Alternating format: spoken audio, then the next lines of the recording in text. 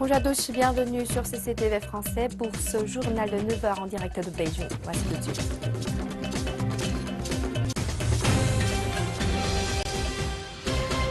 Le ministre chinois des Affaires étrangères présente lors d'un discours prononcé aux États-Unis la politique étrangère de la Chine. En Syrie, les Kurdes annoncent qu'ils respecteront le cessez-le-feu conclu par les États-Unis et la Russie.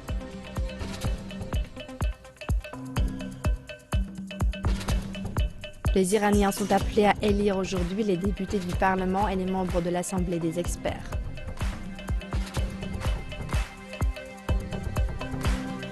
Les pays membres de l'Union européenne annoncent qu'ils pourraient imposer plus de contrôles aux frontières pour faire face à l'afflux de migrants.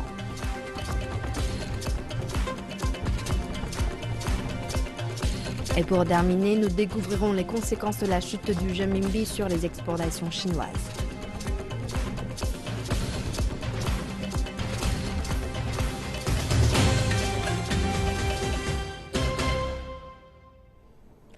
Nous offrons ce journal avec la visite du Premier ministre chinois des Affaires étrangères Wang Yi aux États-Unis. Il a fait un discours devant l'assistance du Centre pour les études stratégiques internationales, un think tank de Washington. Il y a décrit la politique étrangère de la Chine. Nous sommes plus proactifs dans la défense des intérêts nationaux et internationaux de la Chine. Nous sommes plus proactifs dans la prise de responsabilité et envers nos obligations. Et nous sommes plus proactifs dans la coopération avec les autres pays, particulièrement les États-Unis, pour établir des relations entre États gagnant-gagnant. Wang Yi a aussi souligné 5 tâches assignées à la diplomatie chinoise. Aider les pays à comprendre le système social et les choix de développement de la Chine, sauvegarder l'ordre international, promouvoir le développement de la Chine, protéger les intérêts de la Chine à l'étranger et jouer un rôle actif dans le règlement des dossiers internationaux. Les forces kurdes en Syrie ont indiqué qu'elles allaient respecter le cessez-le-feu, mais qu'elles se réservaient le droit de répliquer si elles étaient attaquées. Un porte-parole des unités de protection du peuple, ou YPG, a fait cette annonce sur Facebook. Une coalition de Kurdes et d'Arabes dirigée par le YPG et appelée Force démocratique syrienne a également évoqué l'accord dans les mêmes termes. Le Premier ministre turc Ahmet Davutoglu a déclaré que le cessez-le-feu n'était valide qu'à l'intérieur de la Syrie et qu'il n'engageait pas la Turquie si sa sécurité nationale était menacée. La Turquie a indiqué que le YPG était une émanation du Parti des travailleurs du Kurdistan ou PKK qui est interdit. La semaine dernière, la Turquie a visé les combattants kurdes en Syrie avec des tirs d'artillerie en prétendant qu'elle ne faisait que répondre à des tirs. Les Iraniens se rendront cette semaine dans les bureaux de vote pour l'élection d'un nouveau Parlement et de l'Assemblée des experts. Il s'agit d'une vive concurrence de plus de 290 sièges au Parlement iranien. Les dernières élections parlementaires remontent à 4 ans et cette semaine, les citoyens se rendront dans les urnes pour voter. Il y a plus de 6000 candidats qui se présentent pour le mandat de 4 ans, un record dans l'histoire contemporaine iranienne. La bataille politique se joue entre les conservateurs et les réformistes. Chaque parti déploie toute sa force politique pour remporter une majorité. Nombreux pensent que les conservateurs ont le dessus, contrôlant le Parlement ces 12 dernières années. Mais le président réformiste Hassan Rouhani a changé le spectre politique en 2013 en remportant la présidence. Alors que de nombreuses sanctions se lèvent, le cours du pétrole n'est pas très élevé et les politiques économiques et gouvernementales sont contestées par les économistes. L'économie mondiale n'est pas positive. Si le président Rouhani est capable d'améliorer l'économie, il sera facilement réélu. Et ses partisans sont à présent confrontés aux conservateurs. Un parlement en faveur pourrait ouvrir la voie à la réélection du président Rouhani et selon un analyste, tout se joue dans le domaine économique. L'Iran continuera d'observer les États-Unis avec précaution, mais étendra ses liens avec la Russie et la Chine et d'autres pays de l'Europe.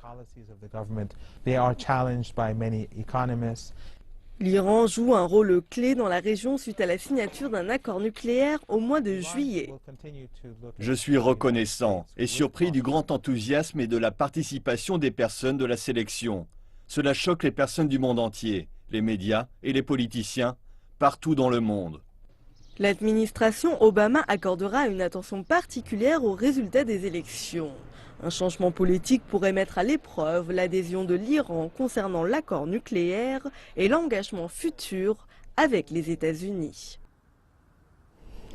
Les ministres de l'Union européenne ont annoncé qu'ils pourraient imposer plus de contrôles aux frontières, à moins que l'afflux de réfugiés ne chute d'ici le sommet UE-Turquie le 7 mars. 7 États européens ont déjà réinstauré des contrôles au sein de la zone de libre circulation de Schengen. Ceci a placé la Grèce dans une position difficile, car elle est le point d'entrée des migrants venant de Turquie via les Balkans. L'OTAN a envoyé des bateaux en mer Égée pour mesurer les flux de migrants et pour lutter contre le trafic de migrants. En Somalie, le président a approuvé une loi visant le blanchiment d'argent et le financement des groupes terroristes. Une initiative accueillie avec bienveillance par les États-Unis, qualifiant la nouvelle loi d'avancée positive pour convaincre les banques occidentales de la qualité du contrôle relatif au mouvement de capitaux vers la Somalie.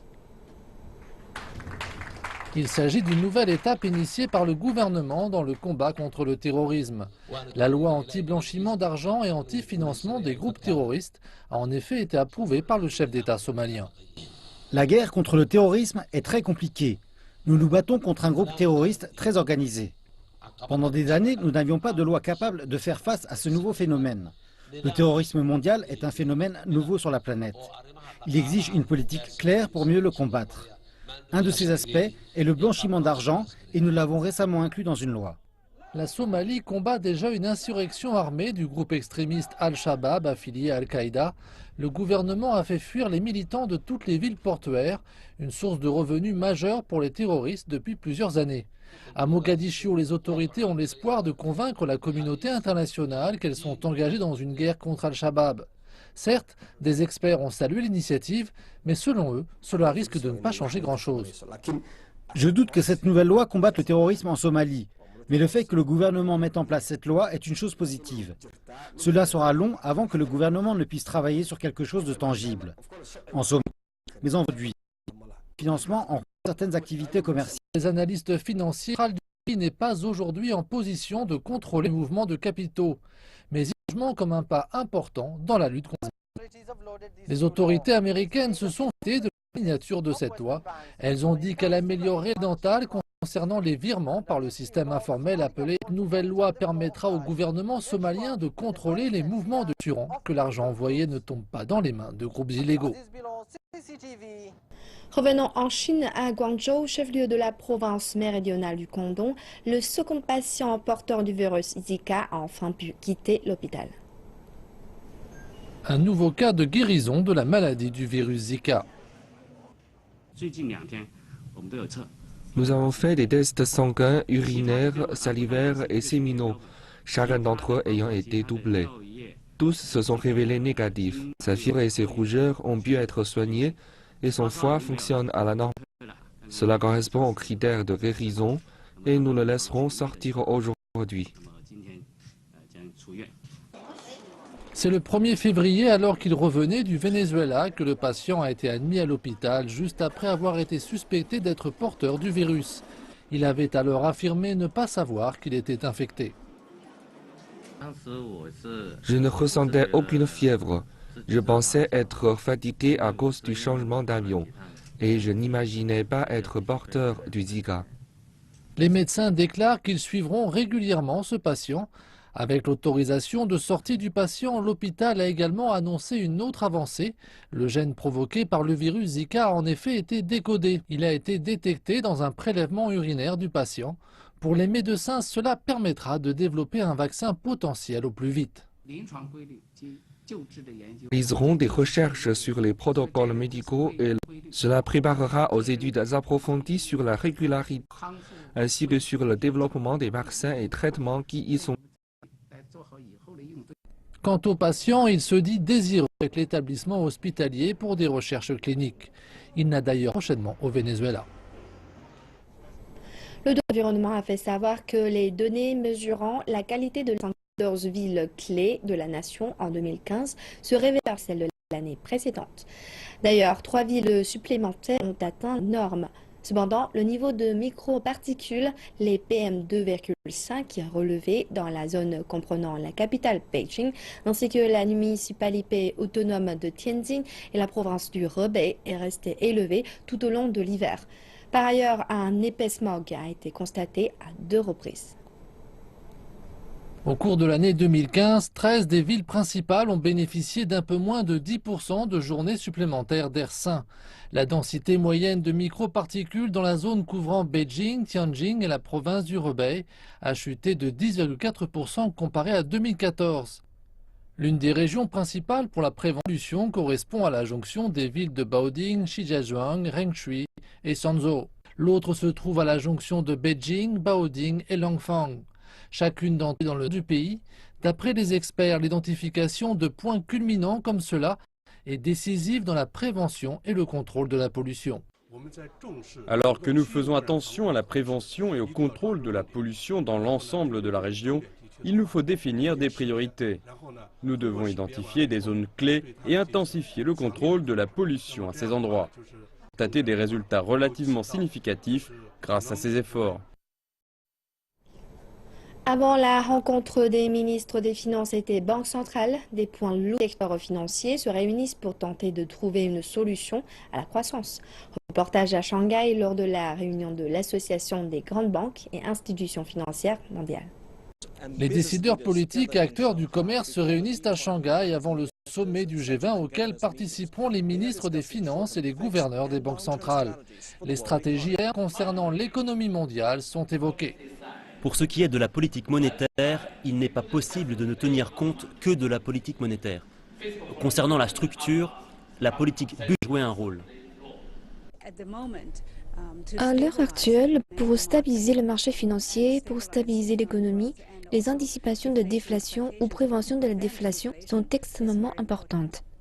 On attend des politiques fiscales plus nombreuses et plus fortes.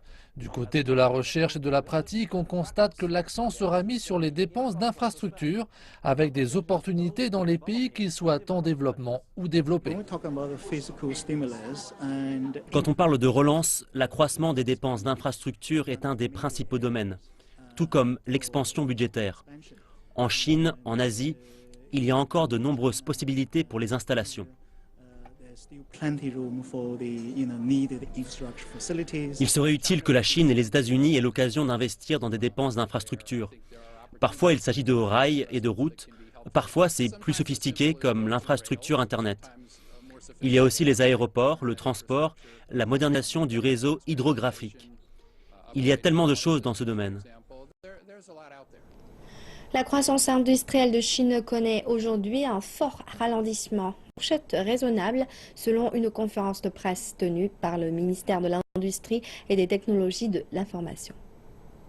Le ministre Miao Wei a annoncé que la croissance de 6,1% de l'an dernier n'était du tout un ralentissement, étant donné la contraction du commerce mondial et le niveau actuel du développement économique de la Chine.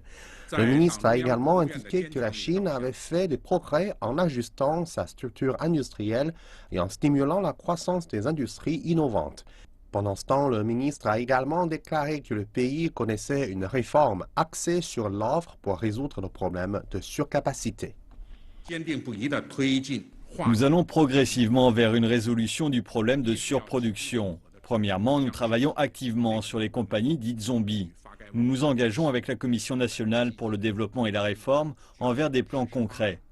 Deuxièmement, nous supprimerons peu à peu la production d'énergie à faible méthodique. Nous supprimerons les compagnies qui ne satisfont pas les normes dans les coûts énergétiques, dans la protection environnementale et la sécurité. L'industrie sidérurgique chinoise en surproduction est au premier plan des changements qui interviennent comme conséquence des réformes chinoises du côté de l'offre. Les réformes sont parmi les plus importantes sur lesquelles la Chine va se concentrer en 2016 et les experts disent que le secteur sidérurgique fait face à son moment le plus difficile. Les unes après les autres, les aciéries chinoises mettent la clé sous la porte. Mais les marchés avaient anticipé cela depuis des années. Les principales aciéries chinoises ont affiché une perte record de 53 milliards de yuans dans les 11 premiers mois de l'année dernière. L'acier a été de toutes les matières premières la plus durement touchée. Il a chuté depuis le début de l'année jusqu'à maintenant. L'industrie sidérurgique est entrée dans une phase très difficile. Les experts de l'industrie disent que la capacité de production du secteur sidérurgique a été de 1,2 milliard de tonnes en 2014, mais elle avait été de 600 millions de tonnes en 2008. La hausse de 75,8% a été la cause principale des pertes. La pression sur les gouvernements locaux est forte, spécialement sur les ouvriers de la sidérurgie qui ont perdu leur emploi. Cependant, c'est une bonne chose pour l'industrie dans son ensemble. Se débarrasser des surcapacités est inévitable. Des signes positifs apparaissent pourtant maintenant. Les statistiques officielles montrent que la capacité de la sidérurgie a déjà été réduite de 15%, ce qui signifie que plus de 180 aciéries ont cessé leurs opérations. Le renminbi a chuté de plus de 5% par rapport au dollar depuis août de l'an dernier. Nombreux sont ceux qui s'attendent à ce que cette chute procure un bénéfice substantiel aux exportateurs chinois, mais est-ce vraiment le cas? Voyons notre enquête. Zhang Bin possède une compagnie qui produit des ustensiles de cuisine en acier et 80% de sa production est exportée. La dépréciation du renminbi de ces derniers mois a bénéficié au profit de M. Zhang et a changé la manière dont il gère les finances de sa compagnie. Les compagnies exportatrices font des profits très minces, d'habitude seulement de 2 ou 3%, et chaque pourcent représente beaucoup pour nos profits. Nous nous attendons à ce que le renminbi continue de se déprécier pendant un certain temps, donc nous repoussons nos échanges de devises aussi longtemps que possible pour obtenir un meilleur prix. Les autres compagnies en Chine bénéficient du même avantage que M. Zhang, mais un analyste dit que cette bonne période ne va pas durer. Les petites entreprises qui produisent des textiles, des vêtements ou des appareils électroménagers bénéficieront le plus de la dépréciation. Les plus grosses entreprises ont généralement des taux de change fixes avec les banques pour verrouiller leurs profits. Mais je pense que les avantages seront temporaires et limités. Cela prend longtemps pour transformer un changement de prix en avantage compétitif et il n'y a pas de signe que le renminbi continuera à se déprécier sur la longue durée. Le professeur remarque aussi que la demande du marché s'affaiblissant mondialement va probablement neutraliser les avantages d'un meilleur taux de change. Les données montrent que les exportations générales de la Chine en janvier ont chuté de 11,2% par rapport à l'an dernier. La société de M. Zhang ne rapporte pas une grande différence dans ses commandes par rapport à l'an dernier et elle ne veut pas voir une nette dévaluation du renminbi.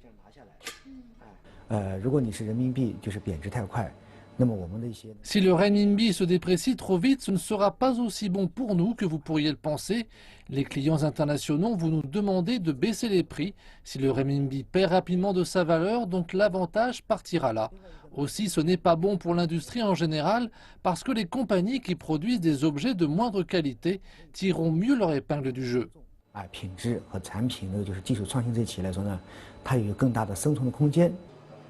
Avec des exportateurs qui n'attendent pas de bénéfices à long terme de la dépréciation du renminbi, il semble que le gouvernement n'attend pas non plus trop rapidement. Le ministre du Commerce, Gao Huchang, a récemment dit qu'aucun pays ne peut être à l'abri d'une baisse du commerce mondial. M. Gao a dit que la Chine doit prendre des précautions et être pleinement consciente des difficultés. Emmenée par Mercedes-Benz et la hausse de ses ventes de véhicules qui augmentent de 50% chaque année, les marques automobiles de luxe peuvent être satisfaites de leur performance de janvier en Chine. Le ralentissement de l'économie chinoise a vu l'année 2015 se terminer avec des ventes de véhicules de luxe à des niveaux de croissance très bas. Comment les constructeurs automobiles rivalisent-ils pour gagner des parts de marché dans une économie qui ralentit? La course de l'an dernier avait à nouveau couronné Audi, mais l'entreprise a connu une réduction de ses ventes de 1,4%. BMW a conservé sa deuxième place avec une modeste croissance de 1,7% et devrait vendre 100 000 véhicules de plus pour prendre la première place à Audi. À la troisième place, Mercedes-Benz faisait figure de mouton noir sur ce marché morose. Elle affiche aujourd'hui une croissance de 28,9%. Zhao Sefu, directeur général de la société de conseil automobile China Auto Market, nous montre comment la sortie de nouveaux modèles de voitures chez Mercedes-Benz a favorisé cette croissance exceptionnelle. Si Mercedes-Benz a connu une telle croissance ces 2 dernières années, c'est d'abord parce que de la seconde moitié de 2014 jusqu'à maintenant, Mercedes-Benz a sorti de nouveaux modèles de véhicules et a amélioré certains anciens modèles. Nous avons découvert sa nouvelle C-Class lors du second semestre 2014, la GLA, GLC et GLE qui a été lancée l'an dernier. Et il y a aussi le modèle phare E-Class qui sera lancé cette année et qui nous intéresse tout particulièrement. C'est une mise à niveau intensive de ces modèles de voitures. Les nouveaux modèles de véhicules sont très compétitifs lorsqu'ils sortent et c'est la raison pour laquelle Mercedes-Benz a connu un taux de croissance bien meilleur que ses concurrents sur le marché. Les marques comme Jaguar, Land Rover, Lexus ou encore Volvo vont rivaliser pour vendre plus de 100 000 véhicules cette année. Cependant, la croissance du marché est descendue à 11% l'an dernier, après le pic de 30% de 2012. Afin d'améliorer les ventes, malgré cette économie qui ralentit, la compétitivité par les prix est devenue vitale. Tout particulièrement depuis le second semestre de l'an dernier, où M. Zhao a vu des revendeurs commencer à offrir des remises de 20%, voire 30%. Il existe d'autres moyens avec plus de publicité car les clients expriment un intérêt pour des programmes de prêts avec des taux d'intérêt plus bas pour répondre aux pressions financières actuelles. Les prêts auto vont également stimuler l'envie des consommateurs pour ces automobiles. La localisation de la production en Chine a été importante pour diminuer le prix final de l'automobile ainsi que celui des pièces de rechange et de l'entretien. BMW a tout juste commencé à construire des moteurs à Shenyang cette année, dans ce qui est sa première usine de moteurs en dehors d'Europe. Cadillac a construit aussi une nouvelle usine à Shanghai et souhaite augmenter ses ventes en 2016 de 25%. Voilà, c'est la fin de cette édition du journal. Merci de nous avoir suivis. Excellente suite de programme sur CCTV français.